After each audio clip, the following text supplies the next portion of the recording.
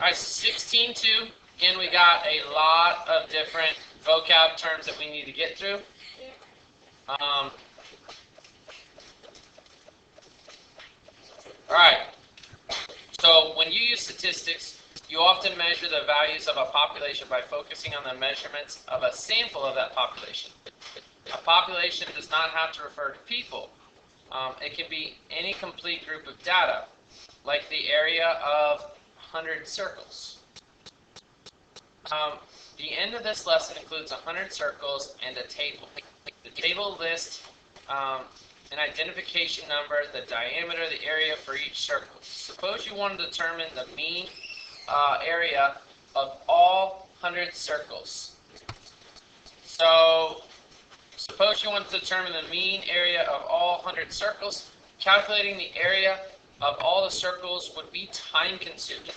Because there's 100 of them, you'd have to add all 100 numbers up, then divide by what number at the end? 100, because there's 100 circles. Instead, you can use different samples of this population of circles to estimate the mean area of the entire population. So, without looking at the circles, Mauricia decided to use circles 1 through 5 for her sample. Is it likely that those 5 circles area represent all 100 circles? Do you think that her 5 first circles are going to represent the area of 100?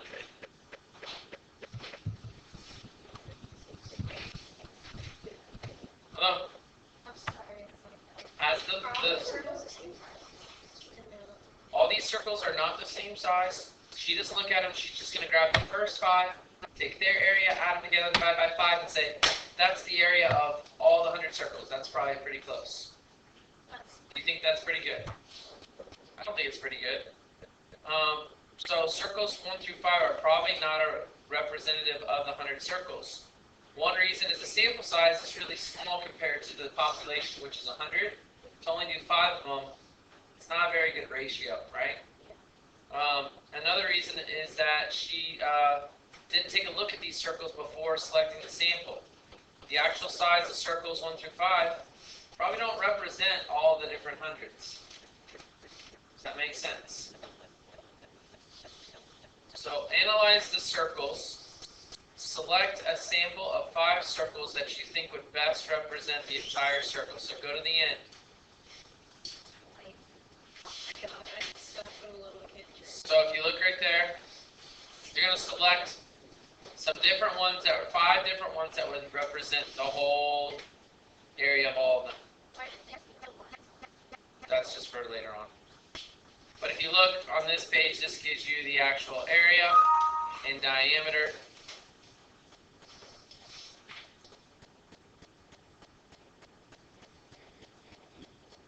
So if we go back up, go ahead and select 5 of them.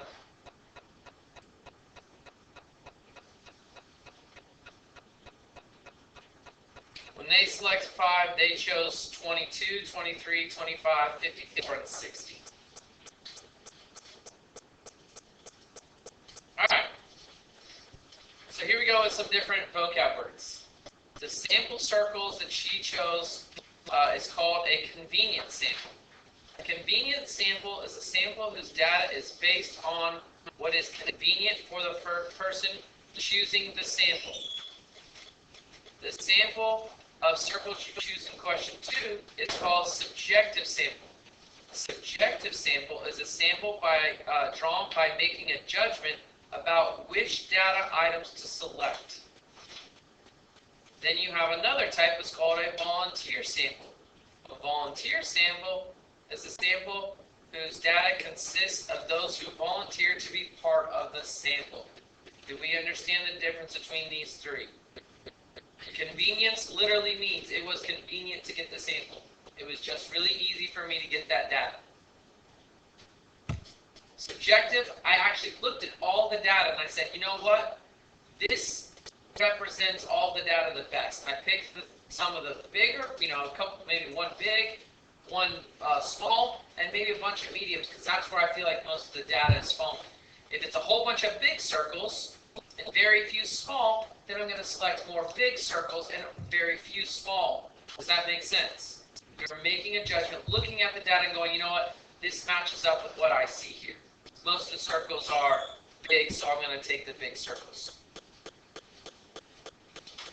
All right, Olivia and Ricky discussed whether a convenience sample or a subjective sample is more likely to represent the population. I think a subjective is more likely to represent of 100 than the convenient. Who do you think is correct? Is a subjective sample or a convenience sample going to, which one's going to be more likely to represent a better? Subjective. Subjective, because you actually get to look at all the data and pick out, you know, some ones that are going to match up.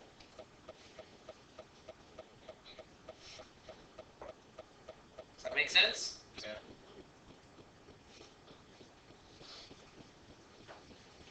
Olivia shared her conclusion about convenience, subjective, and voluntary. Even though one method may be better than another in a specific situation, collecting data using a convenience sample, subjective sample, or volunteer sample will likely result in a biased sample. Do you understand why they're saying that?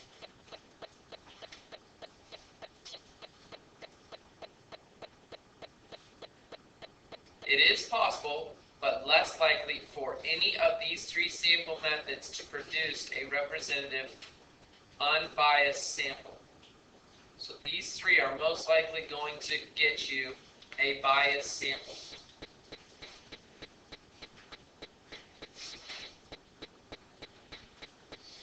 All right. A simple random sample is a sample composed of data elements that were equally likely to have been chosen from a population. Okay. Explain how a convenience sample, subjective, and volunteer sample do not include data elements that were equally likely to be chosen from the population. In a convenience sample, which ones are chosen? The ones that are convenient. So that means the ones that aren't convenient aren't as likely to get chosen. Right? What about subjective? You're looking at it, you're going, you don't really fit the data. Like, you're sitting there definitely being biased about which ones fit. Volunteer samples.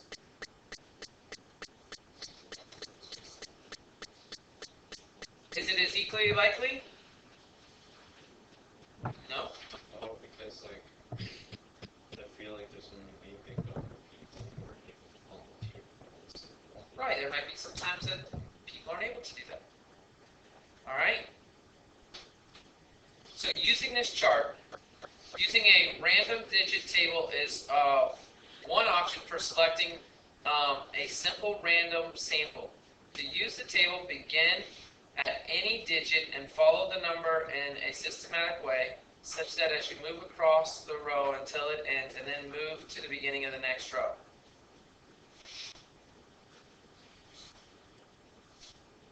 You can use 2 digits at one time to choose the sample of 5 circles. So here's what happens.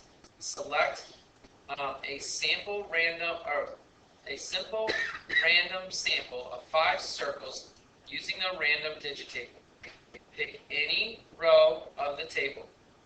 Use the first 2 digits to represent the first circle of the sample, the next 2 digits to represent the second, and so on. List the identifications of the numbers of the 5 circles. If the same 2-digit number comes up more than once, I'll skip it each time it repeats and goes to the next number. So up here, you get to pick any place up here. And you're going to go across. Remember, do you see why they did 2 digits? And remember, Faith, you said the number, there's not 100. You said it's only 99, but what number did you not see that they included in there? And so they used 0. Why did they use 0? Because when I'm using this chart, how many digits am I supposed to be selecting, did they say? 2 digits. What if I had 100 on there? Would 100 be able to be chosen? Because how many digits is 100? 3. And this, so that's why they did 0. Is 0 able to be chosen up here? Do they have a 0, 0? They should have a 0, 0 somewhere here. They just randomly put right there. You see 0, 0 right there. That would represent 0. So you're supposed to go across, you're supposed to go okay. 62, 49, 9, 92, 15. You're supposed to pick 5. Just randomly going like that on this table. Go. You should be doing that on your own. You don't have to pick the same one I did. You should be picking a different one. Does everyone understand what they're supposed to do?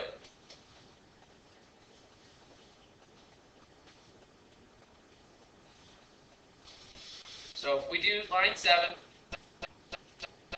these are all the circles that should be there. They use their graphing calculator. You can use a graphing calculator to go ahead and it'll actually randomly pick numbers for you also.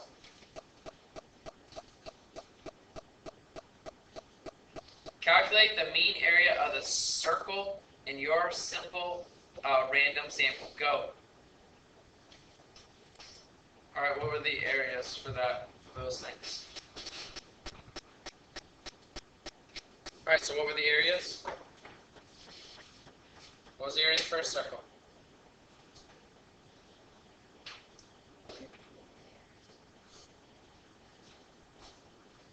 All right, so the area of that line 7 one.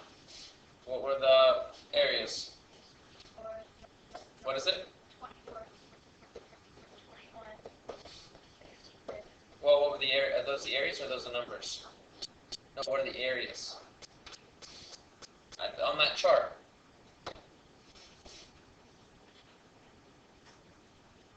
Okay. So can you please read me the areas for those circles? So like 21, what's the area of it? 1 over 6. Sorry. That's the area?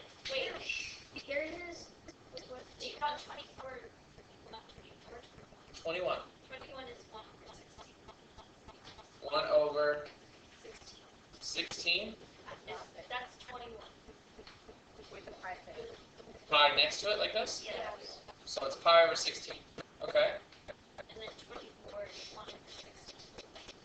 So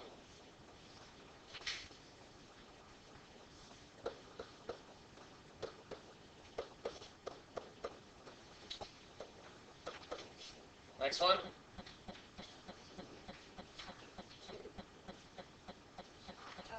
Pi over 64. Next one.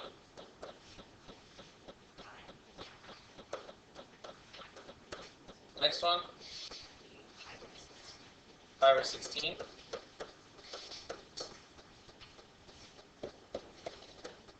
All right. To add these together, what do they have to have?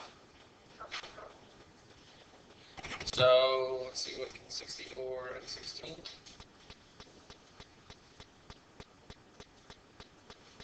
Perfect. This times 4 is 64. So if I times that by 4, that's already 64. That's already 64. I need to times this by 64. You with me? Times by 4, times by 4. So basically what I'm going to have is 4 pi and pi plus another pi plus a 64 pi plus a 4 pi. Yes? And that is going to be 5, 6, 74 pi. You with me? Divided by 64. You add them all together. Yes? Then I take this number and divide it by 8 or 5. Right? How do we divide by 5 though? Instead of dividing by 5, I can multiply by 1/5. Does that make sense? And so it's going to be 74 pi over whatever 64 times 5 is. What is it?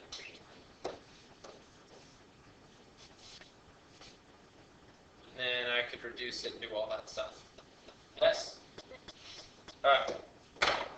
Compare your simple random to your classmates. They're going to be different because they have a different sample. Some are going to contain the same circle, some are going to be different. Does that make sense? Alright. There are several types of random samples, including stratified random samples, cluster samples, and systematic samples.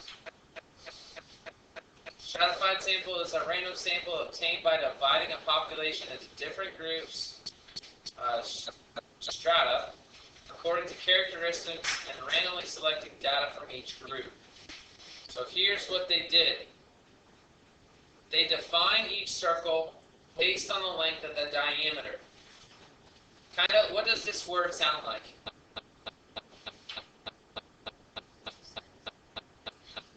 Strategy? Yes? And so aren't they coming up with a strategy for breaking these circles up? Their strategy is to break it up into small circles, medium circles, and large circles. And what they did is they take all the small circles, that means their diameter is less than 1/4 of an inch. That's going to be considered a small circle, and they put all the numbers in here that are small circles. You with me? Now, there are about an equal number of small and medium circles, and there's about 1/3 as many large circles. To maintain this ratio, in my stratified random sample, you can choose 3 small circles, 3 medium circles, and 1 large. Selecting random circles from each group using random digit table or the graphing calculator. Another option is to randomly select 2 large circles, 6 medium, and 6 small circles. Notice what they're doing. They're keeping the same ratio. There's 3 times as many of these and these as there is of these guys. So if I pick 3 of these circles, how many do I have to pick of these? If I pick 3 of these, how many do I have to pick of these to keep that same ratio? No, that would only be twice as much. There's 3 times as many of these as there are these. So if I pick 3, how many do I have to pick here? 9. If I picked 4, how many would I pick here? 4 times 3 is 12. You guys understand what I'm saying? You have to keep that ratio. There's 3 times as many of these as there are these. So however many of these you pick, you got to multiply by 3 to see how many you should select there. With me? Now,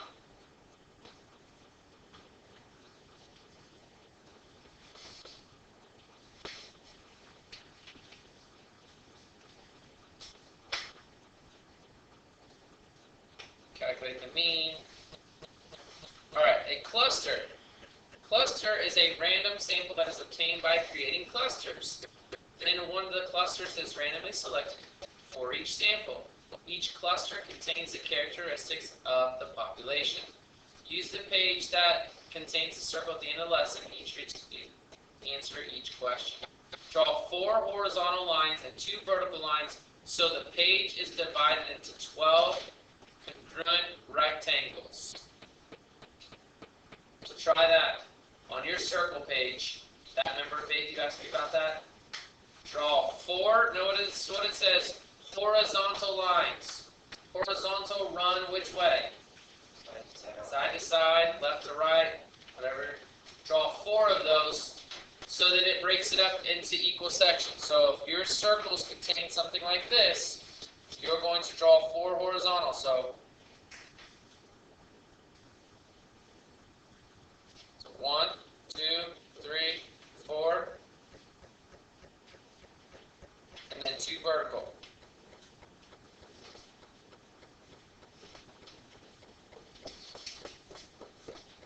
12 congruent clusters. Does that make sense?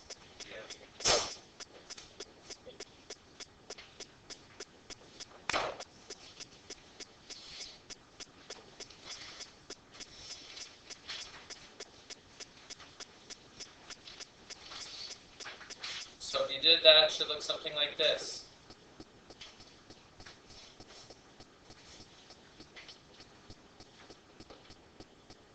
So it's something like that.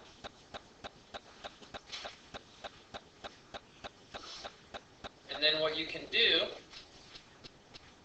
does everybody see this? Then what you can do is you can randomly, using that graphical calculator, or randomly use that the random digit line thing that you do. You can pick one of the clusters. So you go to line 20 and use the middle one, and it says to choose cluster 7. So you go and you choose cluster 7. You would use all these circles that are in there for your sample. And you can calculate the area. This one, this one, this one, this one, this one, this one, to figure out. Does everyone understand? Yeah. How do we count it? How do we find the mean? You add all these areas up and divide by 1, 2, 3, 4, 5, 6, I guess 7 circles. Does that make sense? So we're not going to go through all those different ways. I want to get through more of the vocab. All right? A systematic is a random sample obtained by selecting every hint data. So select a systematic sample by choosing every 20th circle. First, randomly choose a number from 0 to 20 to start, and then choose every 20th circle. So you could do 0, then you could do 20, then 40, then 60, then 80. If you started with the number 5, then you would go 25, 45, 65, and 85. Do you see the system when you're doing that? Okay? What did happen when I did the other one? What did I say? What word did that kind of sound like? Strategy.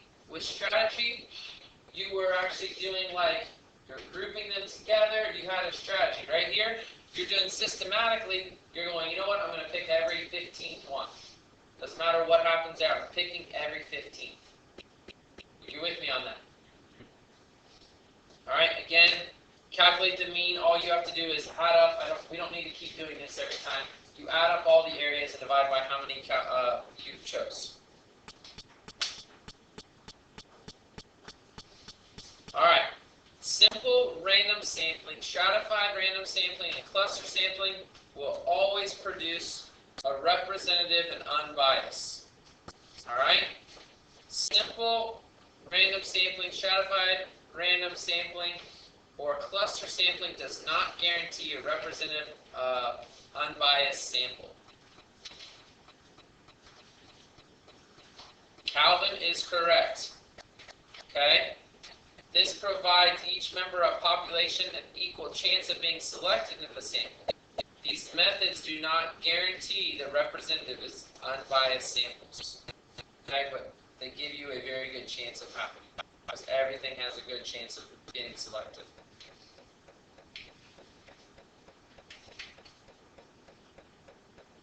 Alright, the mean of the sample, we already talked about, looks like this. Can be used to estimate the population of a mean, which looks like this. We've already done these. The population mean is an example of a parameter because its value refers to the population. The mean sample is an example of a statistic because it is the value that refers to a sample. So the population mean for 100 circles is 0.19 pi square inches, approximately 0.59 square inches. Does that make sense? What is this one? What does it refer to as? Just the word is in black right above it. There's only two. Why is this known as a parameter? Why is this one known as a parameter? Because it refers to the population mean. What did they say here? Statistic is a sample. What did they give you here? Population. So that's a parameter. That makes sense. Because it refers to the... So if I give you something that refers to a population, you know it's a... If I give you something that refers to a sample, you know it's a All right. Carly collected three simple random samples from the population of 100 circles and calculated the mean. So here, I didn't expect the samples of the 5 to have the mean closest to the mean population, but I must have done something wrong when I collected the samples.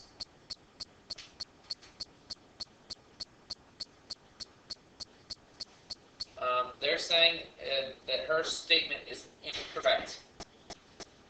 It is more likely for the best. Which one of these should have the closest to the actual real one? Which is 0.9. Which one of these should have the best?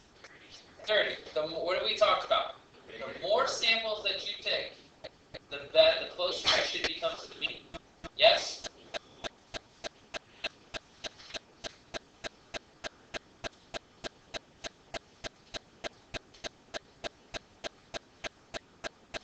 Alright. The first lesson in this chapter, you design plans to learn about amount of time students in your school are online. Which sample method would be best for selecting the data? So,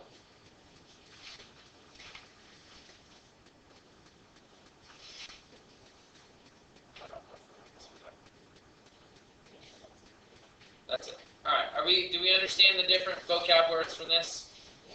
Do we understand all the different ways of collecting the data? Any questions?